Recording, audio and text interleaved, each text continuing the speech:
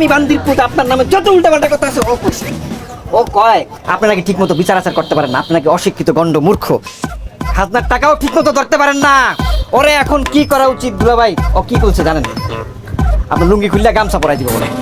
এই বান্দির পোলা কার নামে কি করছিস? হ্যাঁ তোর ব্যাক সাইড দিয়ে টার্গেট করে হান্ডা দিমু খানটি ছেলে। এই আমি কি খারাপ কিছু কইছি নাকি? হ্যাঁ, উনি কি সব কাজ ঠিক করে নাকি? আপনি কলোনি পাড়ার নাইম এলাকা থেকে বের করে দেননি? হ্যাঁ, আপনি যখন খাজনা বাড়াই দিচ্ছেন, সব জিনিসপত্র কিনে আপনার গোডাউনে ঢুকাই দিয়ে দাম বাড়াই দিচ্ছেন। হ্যাঁ, 4-5 দিকে জমি কিনা মাঝখানে জমিটা দখল করে রাখছেন। এটা কোনো নিয়ম হইলো? এই চুপ!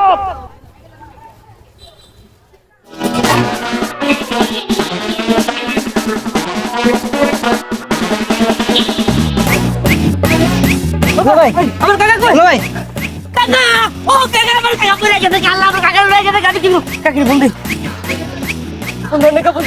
ও কাকি কাকা তো চলে গেছে, লাগে আমি কাকার খুব দিছে শ্বাস প্রশ্বাস চলতেছে, মরে গেছে মানে একটা কোণে দিয়ে পারবো না, তাড়াতাড়ি হাসপাতাল নেওয়ার ব্যবস্থা করো। তোরই কাকি মরে না এখনো আছে, আমি কি করে গেছি, মরে গেছে। পাদর এই, তো আমার পাপ্পু আসবে, সে তার বাবার সাম্রাজ্য বুঝে নেবে, তাকে আসতেই হবে।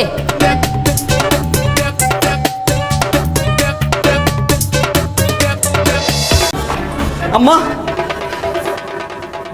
আব্বার কি অবস্থা?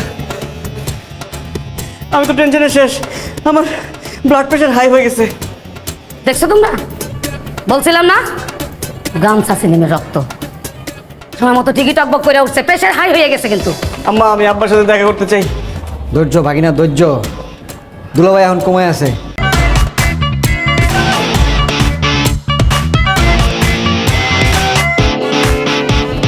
এটা কি?